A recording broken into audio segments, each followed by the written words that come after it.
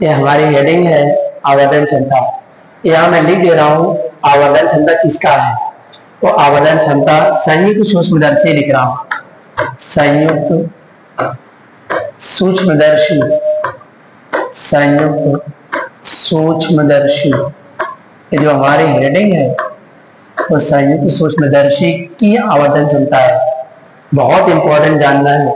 अच्छा, संयुक्त सूक्ष्मदर्शी में जो आवर्धन क्षमता होता है, इसके जो और पार्ट है अगले वीडियो में है। आवर्धन क्षमता का इस वीडियो में बता रहे हैं, आप इसे उसको अगर देखना है उस वीडियो में आप देख लेना।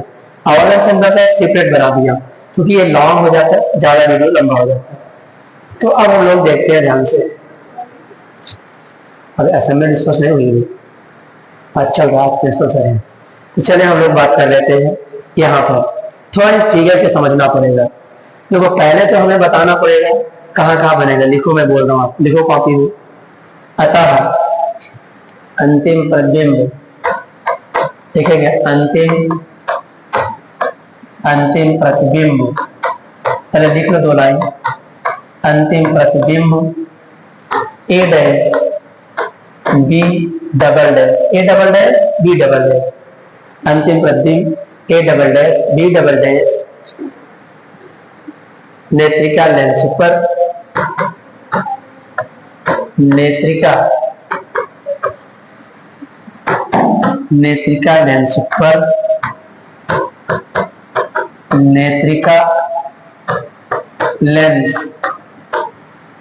नेत्रिका लेंस पर बीटा कोण बनाती है और आंख पर अल्फा कोण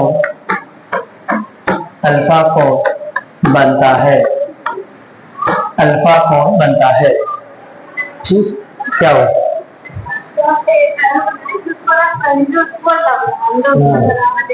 ठीक ठीक, चलिए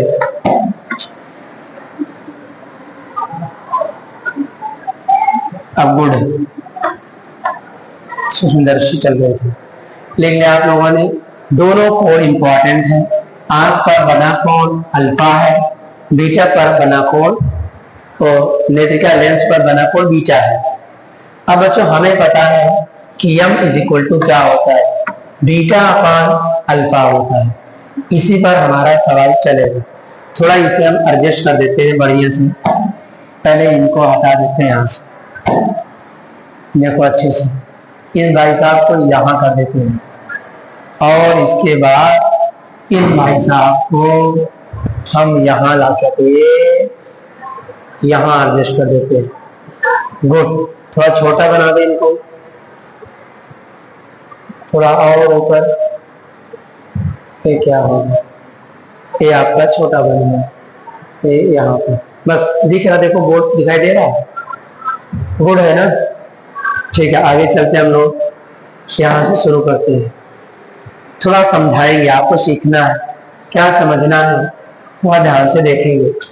सब लोग देखना इम्पोर्टेंट है, क्योंकि ये बिना फिगर के आप इसे समझ नहीं पाओगे।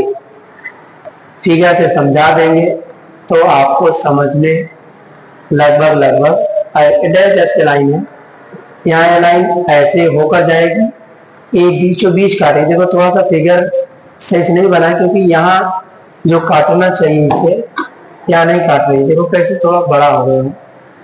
यह मैं आपको बता देता हूँ क्या कमी इसमें है। जब आप घर में बनाएंगे पेंसिल वगैरह से अच्छा बनेगा। यहाँ पर चलते हैं।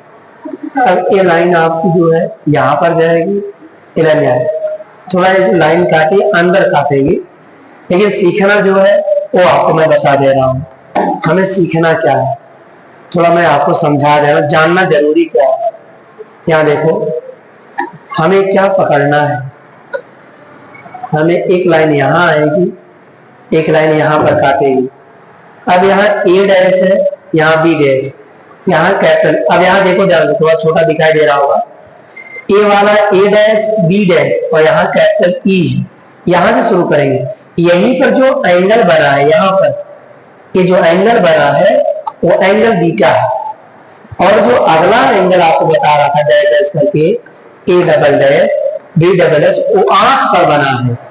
कहाँ बना है वो आपका? यहाँ पर बनाया एंगल आपका अल्फा आंख पर बना, जो आपको इमेजिन मतलब क्योंकि आभासी है, ये दिखेगा नहीं, बस हमें इमेजिन करना है कि आंख पर बना हुआ कोण अल्फा होगा। तो हम लोग कहाँ से शुरू करेंगे देखना ध्यान से, इसको जो है और छोटा कर लेते। देखो थोड़ा साफ नहीं बना है लेकिन मैंने आपको समझा दिया है भाई। चलो ये इसको यहाँ क्योंकि यूज अभी लेना है इसको। चले अब ध्यान से देखें कैसे शुरू करेंगे, अच्छे से देखना, 3 पार्ट में इसको बनाना पड़ेगा। अब हम लोग ट्रायंगल लेंगे, जो हमारा ट्रायंगल होगा वो समकोण होगा। कौन लिखेंगे? समकोण त्रिभुज, मतलब समकोण त्रिभुज। यहाँ क्या लिखेंगे? समकोण त्रिभुज, समकोण त्रिभुज। कौन सा एंगल? ए डैश बी डैश ई। देखो इसे बहुत धीरे धीरे बता रहे हैं आपको, तो हमें इस ट्रायंगल को लेना है। अब यहाँ एक बात नहीं है, आपने पिछले चैप्टर में 50 चैप्टर पढ़ा था जहां गोली पृष्ठ का अपवर्तन था, वहां मैंने लिखा था beta is equal to tan beta. याद आया कुछ? Beta is equal to tan beta, alpha is equal to tan alpha, gamma is equal to tan gamma. इसलिए यहाँ जो है tan बीटा लिखूंगा। अब देखो ध्यान से, आपको समझा देता हूं। ये जो ट्रायंगल बना है, ध्यान सुनना, जो बायोलॉजी वाले बच्चे हैं वो ध्यान से देखें। यहाँ आप जो लिखे, अगर यहाँ थीटा है तो थीटा के सामने वाला हमेशा लंब होता है, और ये हमेशा आपका आधार होता है।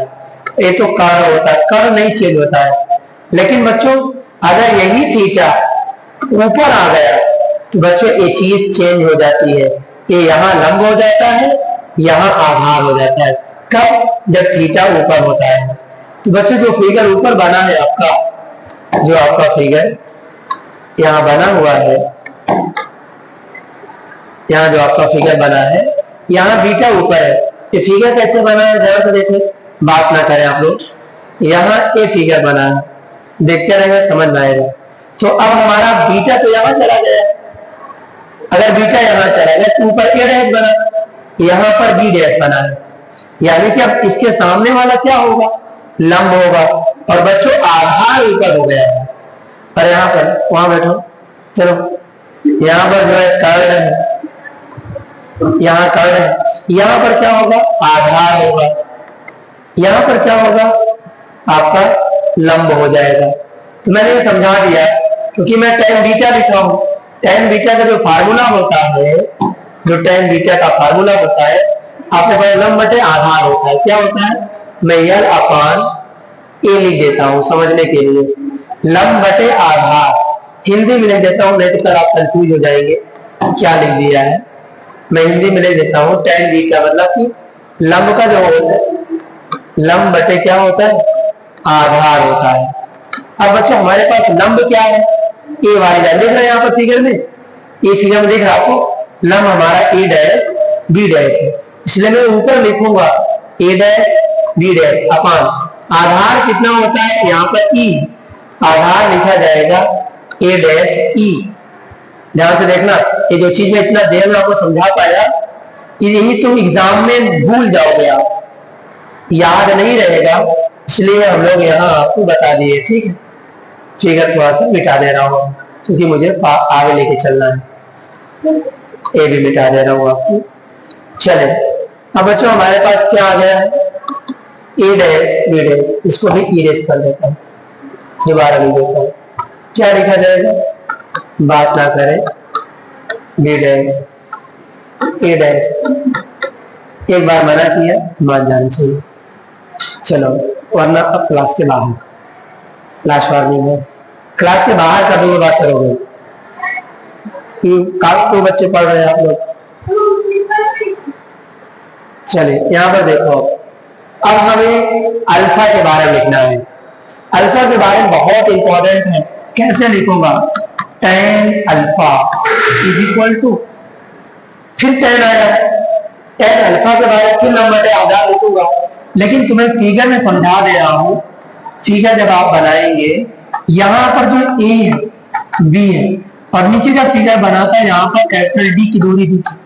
बच्चों इसको लंब मानेंगे और इसको आधार मानेंगे।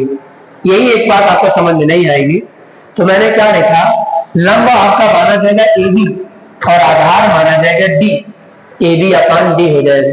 अब फार्मूला क्या बनेगा, नया नया फार्मूला, बीटा अपान अल्फा। देख रहे हैं, अब आपको समझ में नहीं आएगा, बीटा अपान अल्फा। अगर आप ध्यान से नहीं देखेंगे, अब यहां से आपको समझ में नहीं आने वाला है। आपको ध्यान से देखना, बीटा की वैल्यू, हम बीटा की वैल्यू लिख लेते हैं।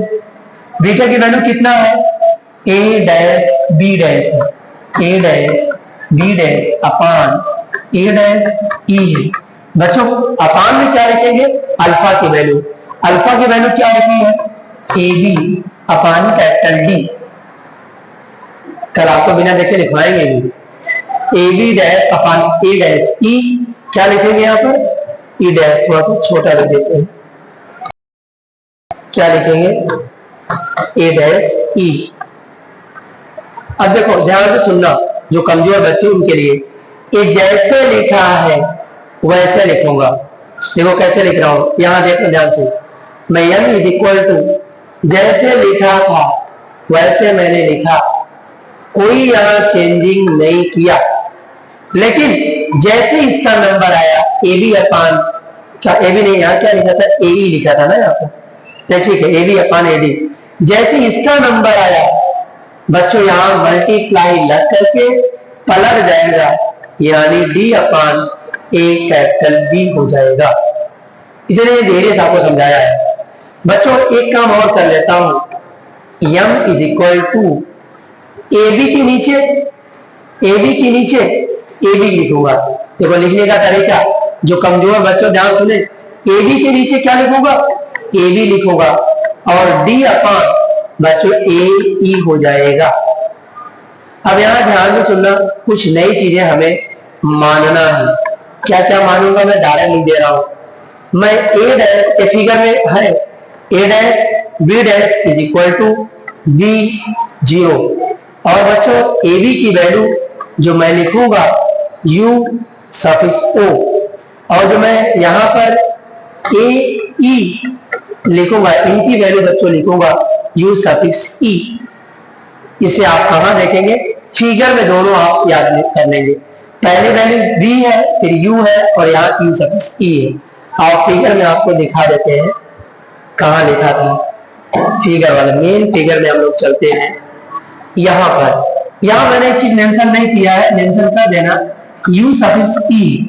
देखो कहां है, देखो यहाँ पर ये दोनों दूरी लेंस से अवदिश्य लेंस की दूरी यू सफिक्स ओ है, और उसके बाद यहां से यहां तक की दूरी आपका बी सफिक्स ओ है।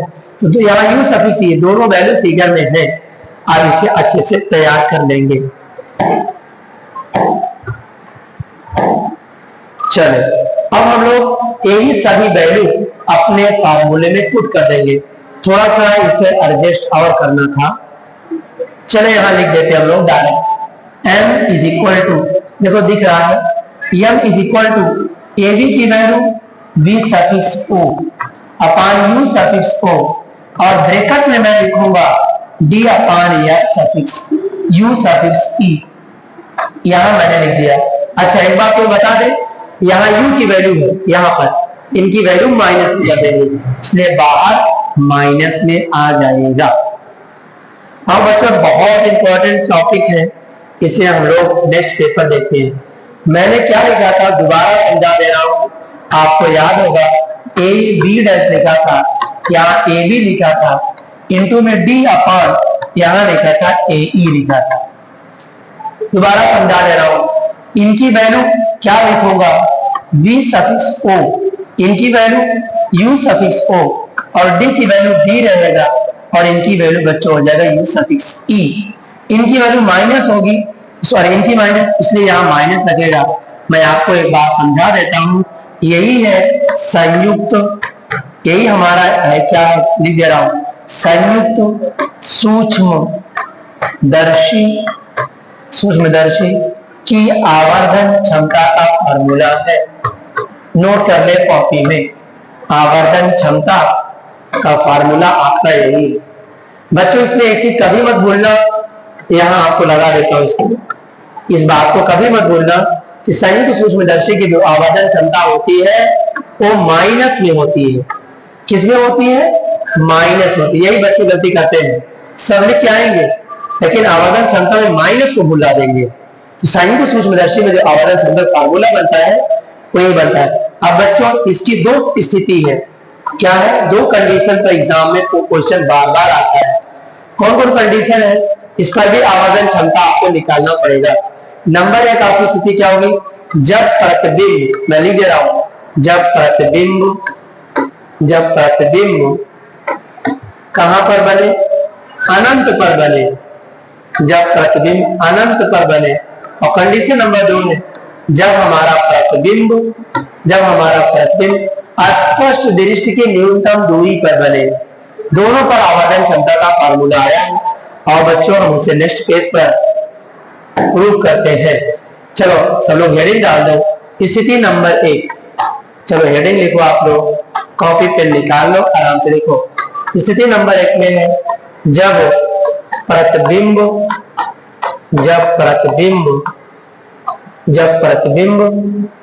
अनंत पर बने। कहां पर बने?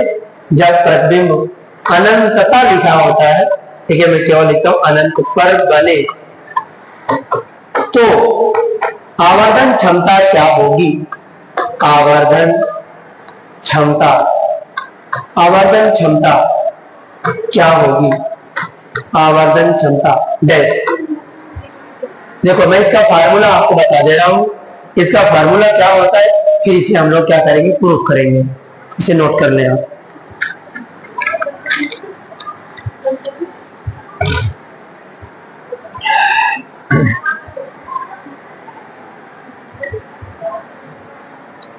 देखिए इसका जो फार्मूला होता है m is equal to v suffix o u suffix o, bracket के अंदर d upon f suffix e होता है। यहाँ माइनस रहेगा, यहाँ हम लोग माइनस को लगा देंगे, ठीक है, इसे मिटा देते हैं। इसे आप कॉपी में नोट कर लें। यहाँ आपका formula m is equal to minus v suffix o, ये हमें आपको प्रूव करना है।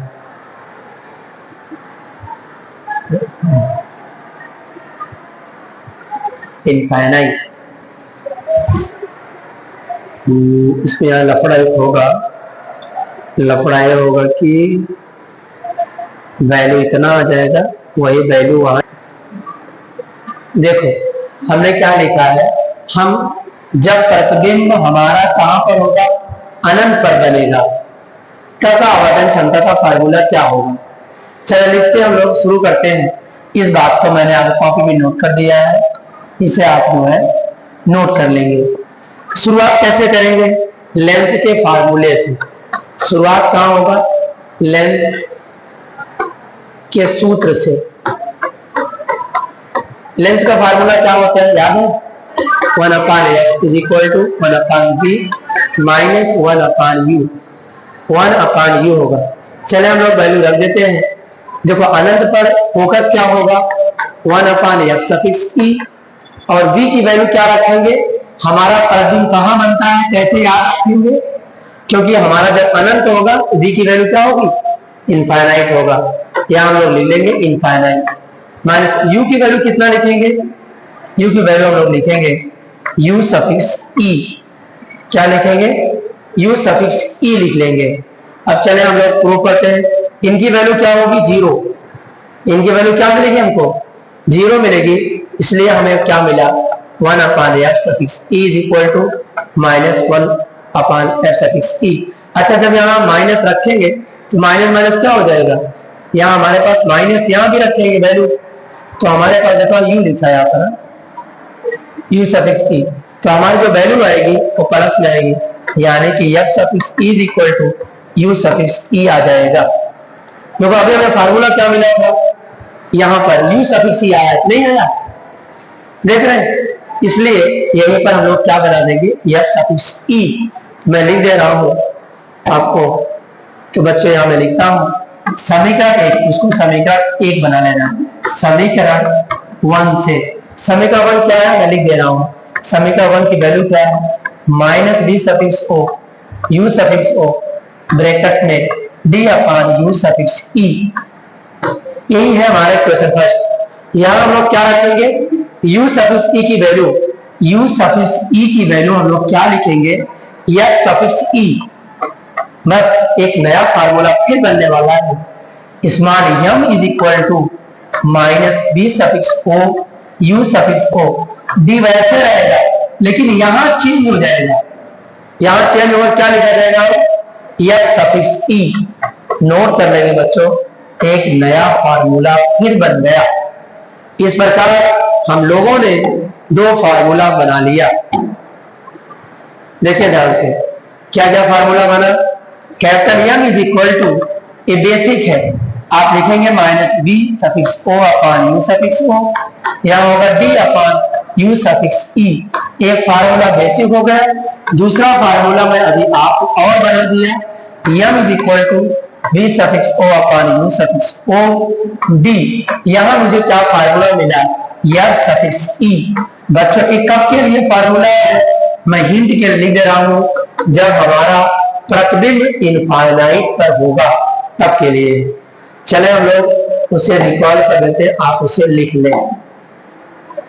ये यहां पर है, नोट कर लो, सारे बच्चे नोट कर लो। आइए बच्चों, आपका उसी में एक दूसरा प्रतिबिंब है।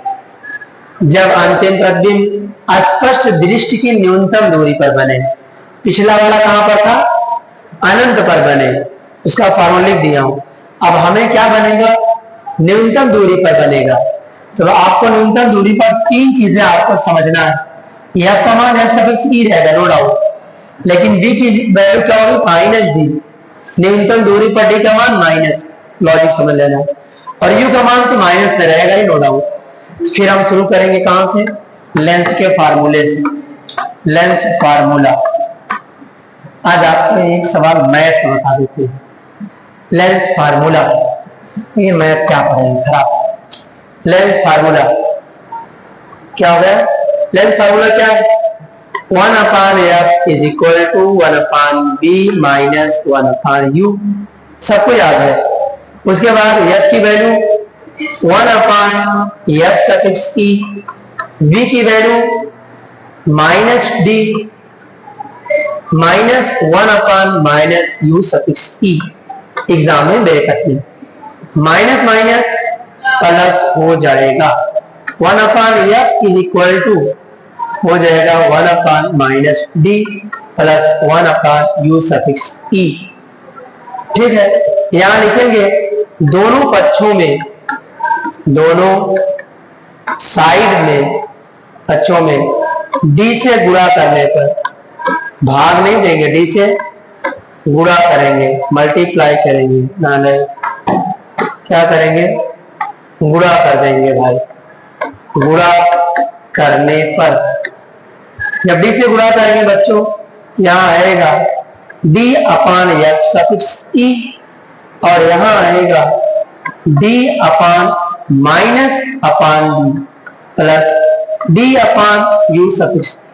मैं बता देना चाहता हूं डी से क्यों गुणा किया, क्योंकि हमें फार्मूला डी में बना करके हमें फार्मूले पे पहुंचना है। डी के रूप में बना के फार्मूला चल रहा है, जिसे डी से डी कैंसिल आउट, ये -1 उधर चला जाएगा, यानी 1 plus D upon F suffix E is equal to D upon U suffix E, U suffix ई।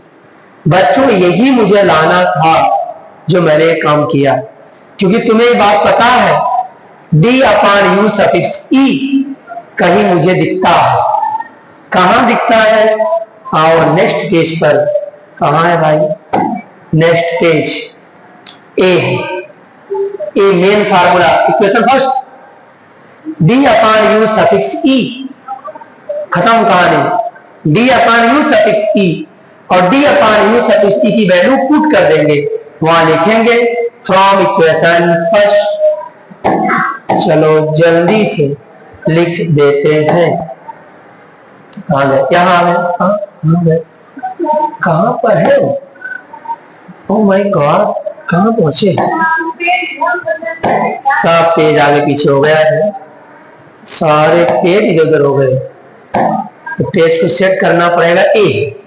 चलो कोई बात नहीं, मैं तो यहाँ ला दिया आपको पेज। हाँ कोई दिक्कत नहीं है, हमारे स्मार्ट बोर्ड में स्मार्ट काम, वरना बोर्ड होता तो कैसा आगे पीछे करता, दिन भर मिटाता रह जाता है। चलो वन, देखो ध्यान से देखना, 1 + d अपान एक्स सफिक्स ई। देखा 1 ऊपर नहीं है, बीच में है। 1 प्लस थोड़ा बड़ा कर देते हैं, इसको भी बड़ा। चलिए यही वैल्यू हम कॉपी कर लेते हैं अगले पेज पर। तो बच्चे क्या मिला हमें? 1 + d upon X suffix E is equal to d upon U suffix E. बच्चों यही वैल्यू समीकरण मैं फिलहाल लिख देता हूं कि हमारे पास समीकरण 1 कौन है। समीकरण 1 है कहां, कैसा है, लिख देता हूं। m is equal to v suffix o upon u suffix o, bracket के अंदर ए देखो, ओ माय गॉड ए मिल गया, माइनस थोड़ा सा बड़ा कर दे, सही है। अब बच्चों हम लोग यही वैल्यू कॉपी कर देंगे, देख रहे हैं? लिखूंगा मैं, अच्छे से लिखूंगा, कोई किताब उताब नहीं लिखेगी, मैं लिखूंगा। क्या लिखूंगा? d अपान u सफिक्स e का मान, putting value in the equation first by d upon u suffix e। d upon u suffix का मान समीकरण 1 में क्या करने पर, रखने पर। चलो रख दो, नया फार्मूला बन गया। m इज इक्वल टू, जैसे बेचारा लिखा था लिख लो उसको। चलो भाई देखना, जीरो मत पढ़ना, ये जीरो नहीं है, ये ओ है, मतलब ऑब्जेक्टिव इमेज है, ऑब्जेक्टिव का दूरी है, वस्तु की दूरी, वस्तु मतलब ऑब्जेक्टिव की दूरी है। ये जो पर्दे में अवधिवेशन लेंस की पर्दे दूरी है, यहाँ अगर यू ई आ गया ना, ई नेत्रिका लेंस की दूरी है, ये जान नहीं पाएंगे आप। तो यहाँ आप क्या लिखेंगे, ए वाली वैल्यू 1 + d अपान एफ सफिक्स ई। बच्चों एक तीसरा फार्मूला आपके सामने है। चले हम लोग लिखते 1 + d अपान एफ सफिक्स ई। कहां पर? पेज ढूंढना पड़ेगा, कहां गया पेज? वो पेज गायब हो गया, कहां चला गया है? जल्दी पहुंचो वहां पर। ये तो नहीं था, ये भी नहीं था, ए है। बच्चों एक फार्मूला संयुक्त सूक्ष्मदर्शी के लिए, दूसरा अनंत के लिए, तीसरा फार्मूला आपको फिर से मैं लिख दे रहा हूं कॉपी में। m is equal to, as it is लिख लो इसको ऊपर वाला ही, लेकिन यहां बदलाव आ गया। क्या आया है? d अपान एफ सफिक्स ई आया। बच्चों इसे भी आप नोट कर लें, तीनों फार्मूला इंपॉर्टेंट है, तीनों पर आपको एग्जाम में आएंगे। चले ठीक है।